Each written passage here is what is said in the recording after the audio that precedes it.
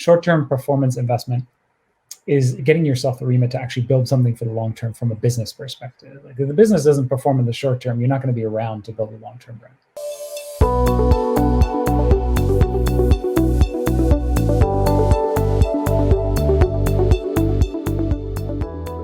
Patrick, you have 7 million customers in 25 countries, but there's probably a few people somewhere on this planet who have not heard of you. Can you briefly introduce N26? Hey, John, thanks for that. And thanks for having me. And thanks for being kind. It's several billion probably that have never heard of us. So N26 is the world's mobile bank. We were founded about 5 years ago. As you said, we've got 7 million customers, founded out of Berlin, really to do banking differently. We are what you call a retail bank, and we provide your basic banking solution. And we do it in a way that probably nobody else does, which is really focused on the customer and trying to provide an experience that's good for people, not necessarily good for the bank itself.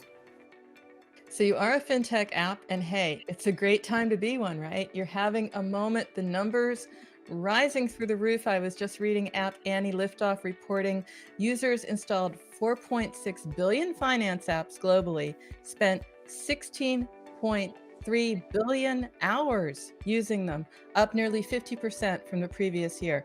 No complaints there for the industry, but what did you see, Patrick? I mean, very much the same. It's been a spectacular year, and it's been one that we've been working towards for years before that. And I think a couple of things have come together. I think one, the businesses, the category has matured. I think customers increasingly are realizing that they have a choice in financial services and then specifically in banking. And I think they're realizing that there's other players out there that treat them better than traditional banks. It's been a good year. It hasn't been without its challenges. As a bank, as a financial institution, we have to be all about trust. And I think in the last year, building trust, ensuring our reputation is as good as it can be, but standing on the side of our customers, helping them understand how they can, for example, pay contactless in an environment where people no longer wanted to touch money, pay their bills at a distance, do their paperwork at a distance, but also ensuring that we pivot our benefits and our partnerships to working from home, helping freelancers get through this, promoting small businesses on the platform, and really pivoting our approach to tie into what the world was experiencing. So you talk about pivoting, but at the same time, a good problem, you have a surge of users, organic users. At the same time, you have existing users. How did you, or how could you cope with that while still sort of prioritizing existing users, valued customers, engaged customers? How did you balance that? It's never either or. You have to build an organization that can do both. And so I think as we grow, what we're also seeing is customers' expectations grow with us. People that have been with us from the beginning want us to continue to refresh what they're experiencing with us. I think it's about focusing on the core product. I think it's about perpetually innovating, launching new features. We can grow the business exponentially and still ensure that we provide a fantastic customer experience to existing customers. And one of the things that we've done is expanded our actual customer service operations. So we now provide 24/7 customer service through chat, but also through live experience. So you can actually reach us at all times of the day. And I think that's something that also people initially didn't expect from a digital bank. What's really interesting to me is that as a bank, you've launched a number of subscription products, right? What has delivering subscription services taught you about customer engagement, achieving it, maintaining it, and maybe also customer segmentation?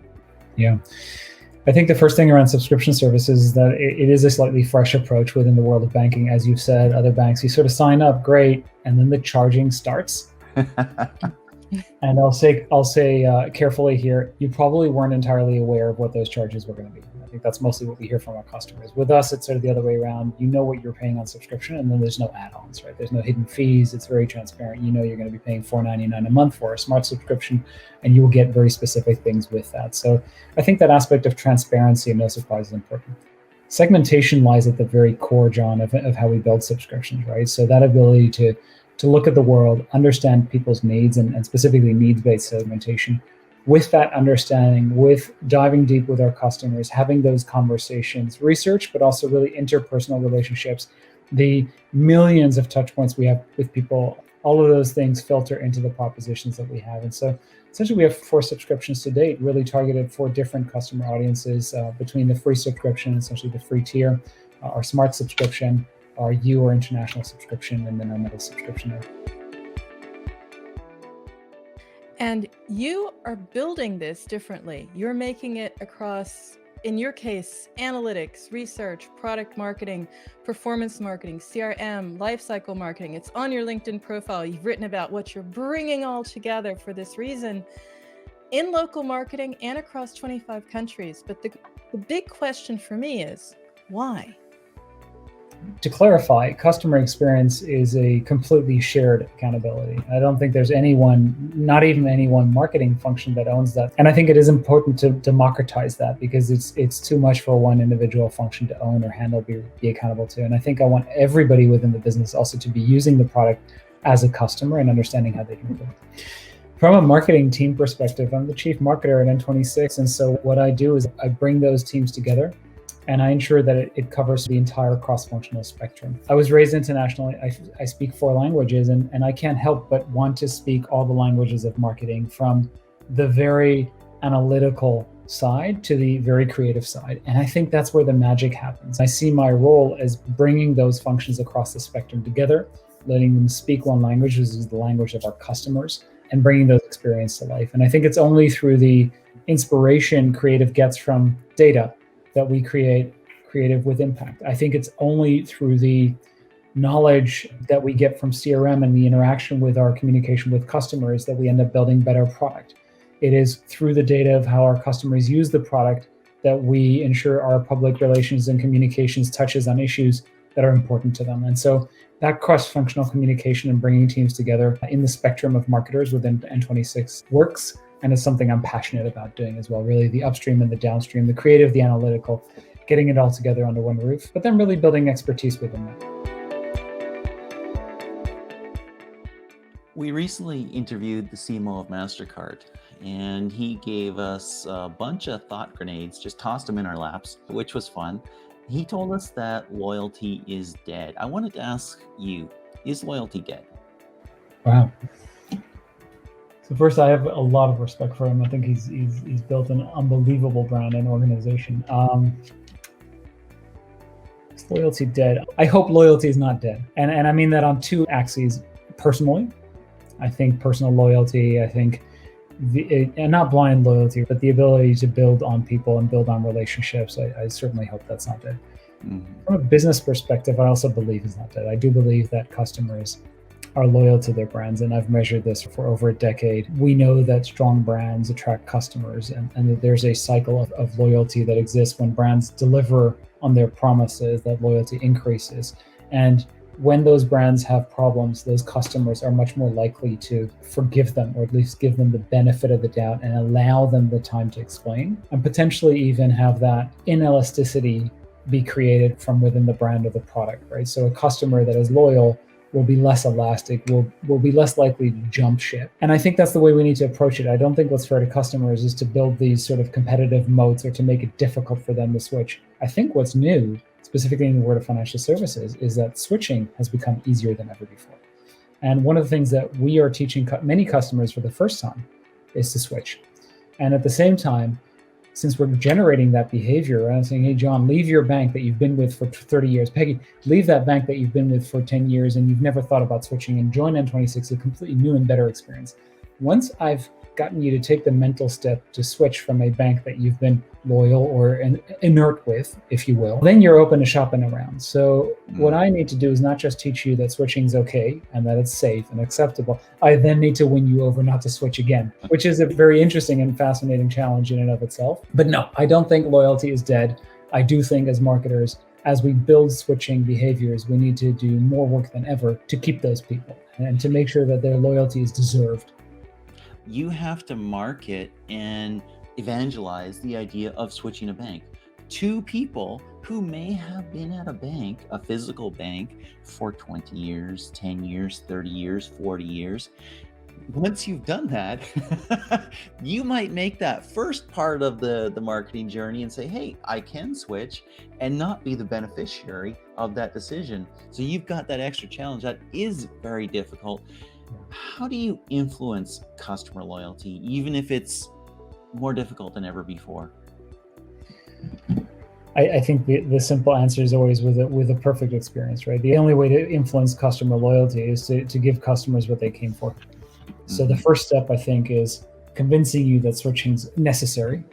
The second step then is it's not just necessary, John. I think I have something better to offer you, so you should switch. But then convincing you that switching's safe.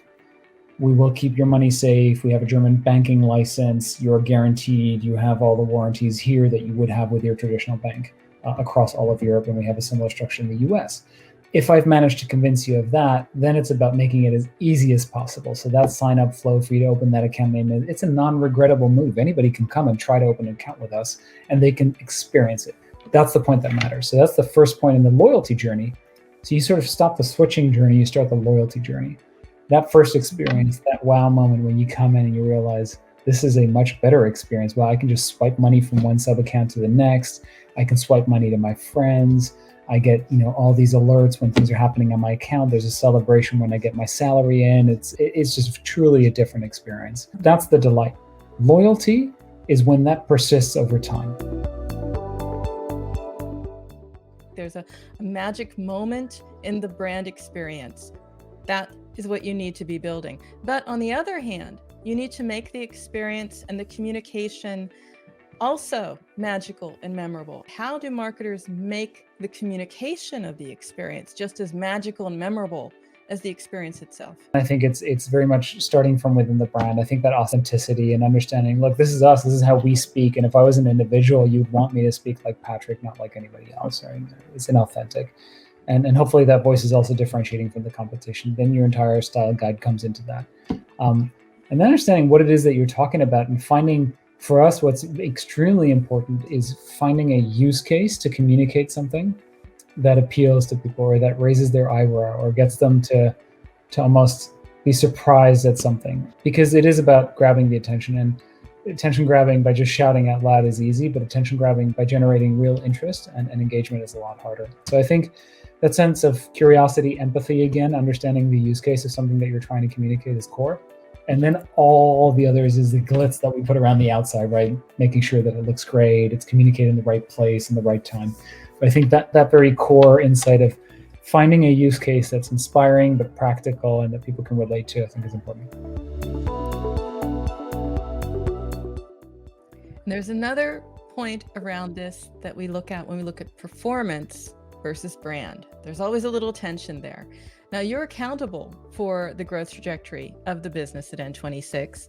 How do you balance that with brand marketing? Because you want to grow, that can be performance. Then there's brand. Where's the tension? How do you balance that? There's this conversation is one that needs to leave the world. There is no brand without performance, and there's no performance without brand. It just people need to, and not towards you as a question, but there is this dichotomy. People in the industry are like, well, do you do brand marketing or performance marketing? And literally, if you want to build a global brand, if you want to build a brand that will survive yourself, you need to plan for decades and you need to invest well. And the only way you're going to get the remit to do that is by performing in the next 6 weeks and the 6 weeks after and the 6 weeks after, right? So short-term performance investment is getting yourself the remit to actually build something for the long term from a business perspective. If the business doesn't perform in the short term, you're not going to be around to build a long-term brand. On the other end, if you're driving performance marketing and conversion, but you're doing that without leaving behind a brand impression, you are wasting a proportion of your money. And we can do all the calculations, but you can happily sacrifice a couple of points in conversion. And I'm not saying that you actually have to, but you could, to make sure that you're building long-term equity. Back to the original point, then in those times of crisis, they'll be much more accepting if they understand what you are. This was at Uber, people loved the product, but they didn't understand the brand until we started taking those steps. There was a lot of performance, there was a lot of growth. And early stage hyper-growth companies often face that situation where there's almost this reckoning moment where something happens and they go, wow, we've built all this growth, but people don't actually give us credit for what we're trying to achieve, and let's take that step back. So you don't want to get to that place. Look, but not to be comical. You have to do both, but you also have to recognize that if you're just investing largely in performance marketing, your upper funnel will dry up at some point, and it will become more expensive, and your conversion rates will become tougher, and your incrementality will decrease. And so finding that balance between upper funnel investment to essentially feed your growth, build the brand over time, and build loyalty with existing customers also. I think that's a fine balance to strike. And you have to put in place the right analytical frameworks to be able to judge that. Absolutely love that. Absolutely love that. Performance is brand, brand is performance. And somebody needs a number of different impressions of you and of your brand to feel comfortable, to feel familiar, to be able to take action. Yeah. Love that. Not only do they need familiar, they need to see you. Digital brands specifically, and N26, we're a digital bank. At Uber, we were largely in the digital space. Of course, we had vehicles driving around and Uber Eats carriers. But digital brands are at the risk of not existing in the physical world. And I think the more important trust is to your customers and to your proposition, the harder I think you need to work as a brand marketer to make sure that you have some sense of visibility in the physical world. It's, in my experience and through years of measurement, it's one of the key ways to drive trust in those markets. People need to see you as a part of their everyday lives. Let's turn our eyes towards the future a little bit. We've said a few times lately in the past couple of weeks that 2020 was insane and 2021 is chaos, right? Opening, closing, up, down, in, out, all this stuff. What do you see on the horizon?